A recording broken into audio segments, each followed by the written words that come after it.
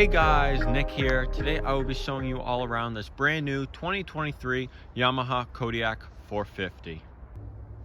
So as you can see, this one already has some really nice accessories put on, fitting for this time of the year. As you can see, we finally are starting to see some snow around here, and a big thing people love to do is of course plow with their ATVs. Some people are new to this where they overlook it and they maybe think it's overrated, and then there's the other people that just love it and they can't get enough of it. So this right here, we're going to go over this entire setup. I'm going to show you around this brand new machine, show you around this brand new winch and the plow, and at the end I'm going to have some snow plow footage for you guys to watch. So let's get right into it. So starting up front, we're going to start with the plow, then we're going to get to the winch, and then we'll get to the rest of the machine and talk about the Yamaha. So we got a 55-inch moose plow, which is completely powder coated. You have 5 different tilt settings on angular, which of course you have to get off the machine and do yourself. And then we have a 2,500 pound worn winch on this with freewheel. So let's get up close and I'll show you how it all functions. So I turned our key on, so we have power to the accessory with the winch, as it's wired into the battery and all the Yamaha electronics, so that when you turn the key off, it cuts the power to the winch, so it doesn't draw a battery and you can't use it without turning your key on, which is a good thing to have. So we're going to lift the plow up right there, and as you can see, we got a black rubber stopper right there, which is a really nice accessory too that Moose makes, that you can put on it, and it prevents it from you jamming your hook into all of the rollers you got on the front of the winch there. These winches are very powerful and they don't know where the hook is, so if you hold that button down, it will rip the hook right out of it and off of the cable. These cables also, since they have so much tension on them and they're a metal cable, they like to keep their form and like all rolled up. So when you take slack out of it and you let the winch out, sometimes it likes to sit there and spool. So it's important too, when you're using these winches, that you always keep tension on it at all times. And of course, in this setting, it works great because you have a snow plow on it, so there's always weight on it. But once you get to this point, if you start to hold it, you'll notice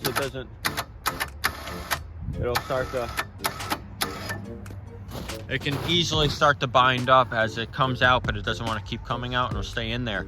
And what will happen is the cables will overlap, creating almost like a knot on its own, and then it'll inhibit you from pulling the cable out further, making you having to like stick your hand in there and get it unwound, and it's just not a pleasant thing. So it's very important you always keep tension on these. With the snow plows, it's very easy, where you bring it to the point where the front of the machine's weight comes up. So that's how you know the weight of the plow is off the machine, which is important. You want the weight of the plow, of course, on the ground, so it scrapes the snow. So that's something to pay attention to there. But getting to the plow now also, I'm going to bring the plow back up. Right in the middle, you'll see we have a lever, and I'm going to get up close with that in a second, and I'm going to show you the tilt. So right here, you can kind of see easier too. And of course, these plows do have the springs in them, so they will give. But on top of it, of course, having that, which all plows have, you have your tilt. So it's a little stiff right now, you pull, but it just locks right in like that. So you can angle it that way. You can take a little bit less angle in it if you want, or you can have it straight.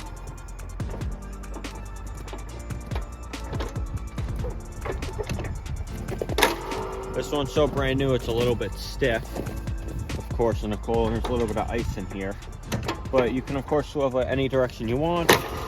It locks, makes it really nice. And of course, you just drop it down, and you can start plowing. So I'm now going to show this from on top of the machine. So you have your out and your in. So in. So normally when the plow is straight, I can usually judge it with the front bar of the rack of how high it goes up from the max and where it is on the ground. Once you do it so many times, you kind of memorize that. But of course you go down, see how the front rack came up? So that means the weight of the plow is on the ground now, which is important. These winches also draw a lot of current, so it's important too when you're using them. You usually have them running, which right now, as I'm showing you, of course, I don't have it running, so I'm making a bad example there. But it's important you do use the winches while you're running. They do draw a lot of current. Another big thing too is you can buy is a battery tender.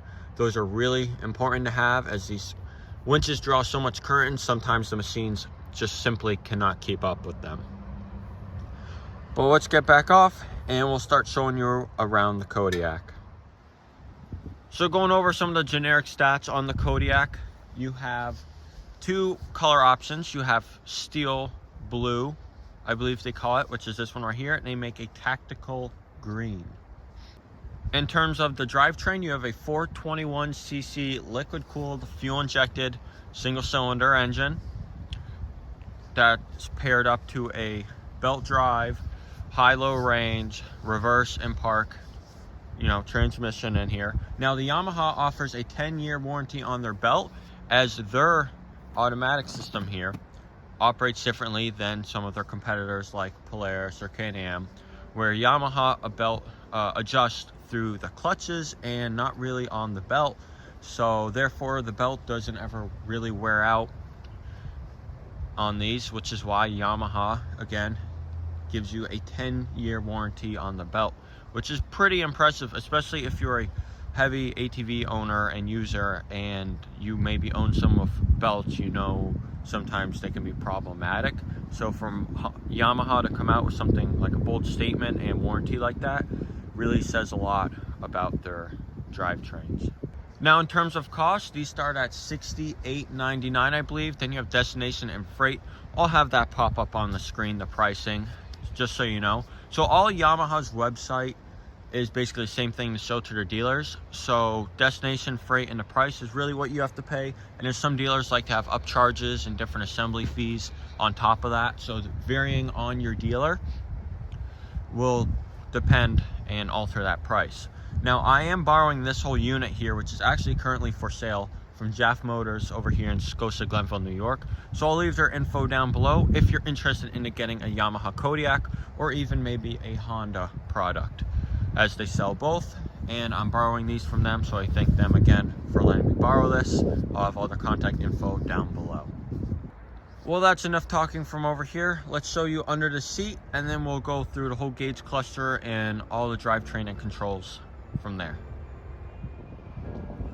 Now coming to the back, I'll give you a look at that nice independent rear suspension that Yamaha offers. You also, of course, have a place where you can put a ball, so you can tow all your trailers. Another nice thing about the Yamahas is the independent rear suspension is very light compared to some of the other makers out there that make these. So if you want to scoot the back end out and move it around, it's very easy to move around. There's not a lot of extra materials. They try to keep it very simple. Makes it, very easy to move around. It's light. But let's show you under the seat here. Kind of pushes in with two push pins. You're under here. Of course, you have your battery, your airbox, some fuses. We have our worn owner's manual, of course. Yamaha does throw in and give you a low tire pressure gauge, as these tires really only take like 4.5 pounds in them. And there are your books. And that's really it for under the seat on these. Let's get into the dash. So getting right into the dash too. So like I mentioned, we have Yamaha's automatic system. So you have a neutral here. You have one up is your high range. All the way up is your low range. Your neutral, you have a reverse, and all the way back is your park. We're gonna turn our key on here. You have a really nice white LED dash display on these. Four-wheel drive light, you got a neutral light, you have a reverse indicator and a park indicator, which, I have the winch up, so it's probably not gonna come on right now, but it does work, and it's orange like that. You have an odometer, you have a trip, service your hours, That's really all that's there on the dash. Real simple setup, but it's nice to include a nice white display fuel gauge right there on the left. You have electronic 2-wheel 4-wheel drive on this, which is really nice. So you just have to hit a button. And this is the base 450 Kodiak, keep in mind too. They make a power steering one and they make the diff lock one.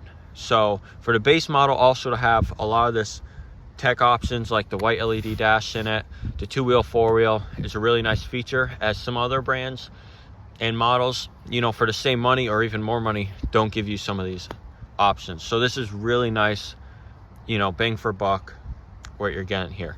You have a secondary key, of course. Like I said, you have a 2-wheel 4-wheel drive. So 2-wheel drive, rear end's always locked, as basically all quads are. You have 4-wheel drive, which engages the front, which is a limited slip.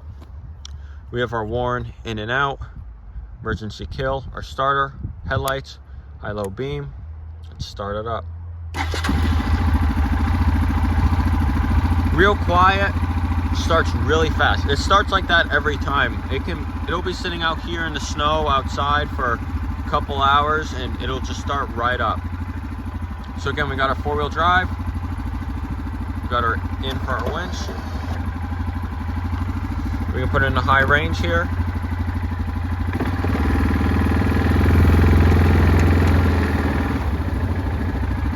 The high range is nice, it gets you going and moving, and then the low range is really great for snow plowing. So if you have this and you want to snow plow, always use the low range. But I'm not going to drive it too much like this. Like I said, I'm going to include a snow plow footage, so you'll be seeing that shortly here in a moment. But that's really it in terms of the electronics here. It's just a really nice, simple, user-friendly setup. All your drive modes right here, really easy to change in and out of. You have your winch set up right here, your 4-wheel drive button. That's all there is to it. So let's get you guys to see some of that snowplow footage.